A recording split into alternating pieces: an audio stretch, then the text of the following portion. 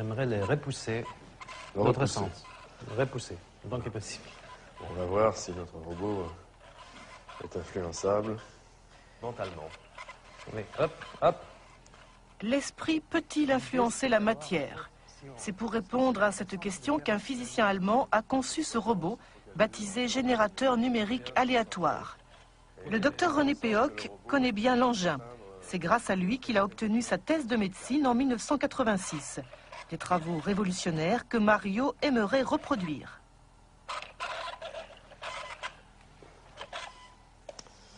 Alors voilà, donc ce robot se déplace en permanence de façon aléatoire, c'est-à-dire au hasard, parce qu'à l'intérieur, il y a donc une source électronique, hein, un bruit blanc électronique, enfin pour les experts, et qui à tout moment sort des chiffres au hasard, hein, en fonction de l'agitation des électrons, et ces chiffres sont traduits en mouvement de rotation, en angle de rotation, en distance de déplacement, hein, et normalement, donc lorsque le robot est tout seul, il va se déplacer véritablement au hasard.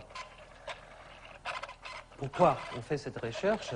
Ça rentre dans un cadre plus large qui est la question très actuelle, quelle est la nature de la conscience, hein? C'est la conscience, quel est son rapport avec le corps, avec le monde extérieur, et le but ici, c'est de voir effectivement si la conscience, quelque part, s'étale en dehors de ce qu'on peut appeler le corps physique, le cerveau.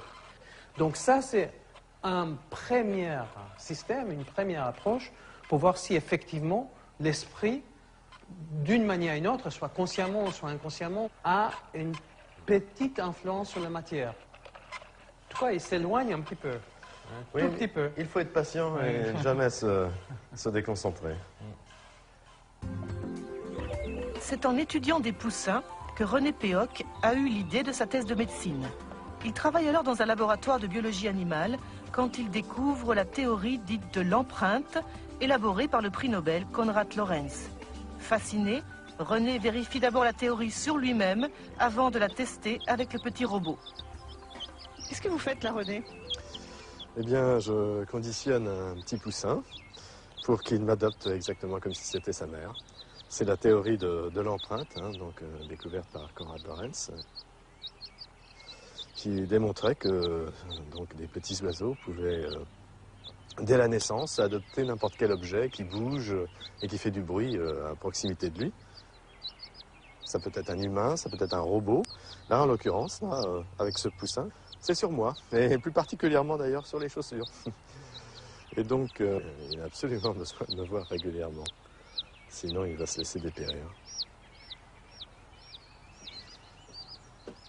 C'est ainsi que la cave de René Péoc se transforme en poulailler.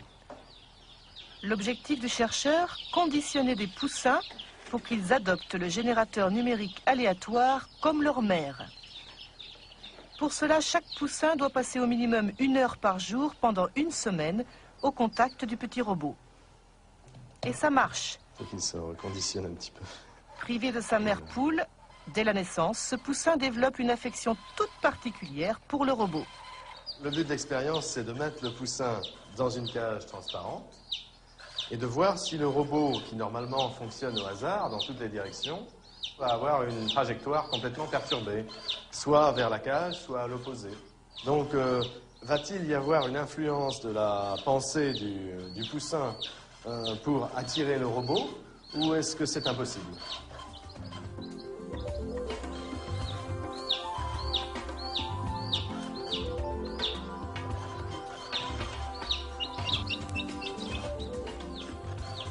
Pour chaque expérience, la trajectoire du robot s'inscrit sur une feuille témoin. Normalement, les tracés sont totalement anarchiques, comme le veut le hasard. Mais là, on dirait que le robot sait où il va. Pendant 20 minutes, il s'approche doucement mais sûrement de la cage, comme s'il répondait aux appels désespérés du poussin. Apparemment, la volonté du petit oiseau a brisé la loi du hasard.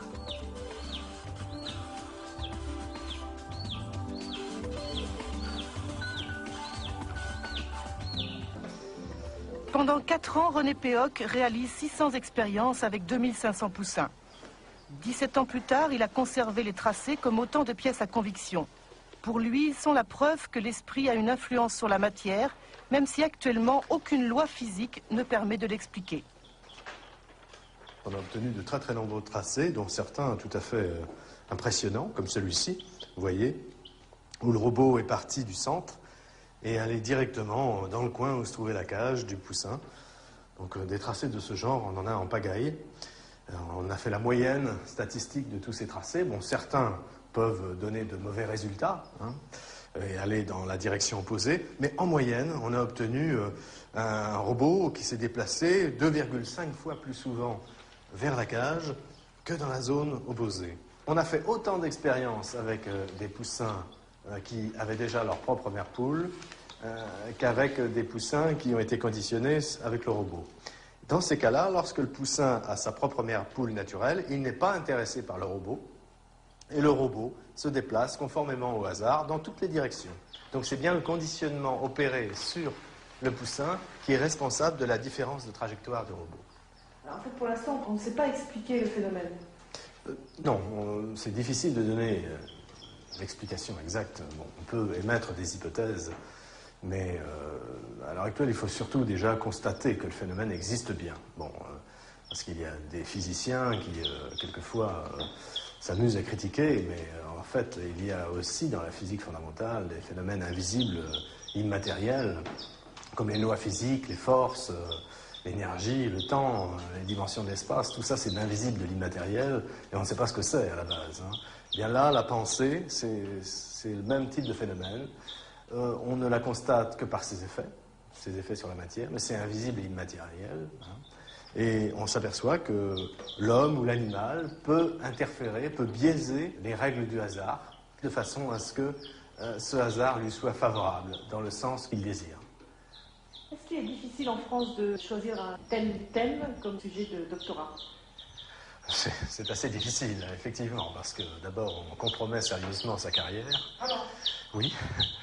Et il faut dire qu'après, il vaut mieux pas envisager une carrière universitaire, parce que c'est un peu l'obscurantisme en France. Nous sommes un des seuls pays fortement industrialisés où il n'y a aucun laboratoire de psychophysique. Moi, j'appelle ça de la psychophysique, les autres parlent de parapsychologie. Mais bien que ces phénomènes soient indiscutables, c'est encore un sujet tabou.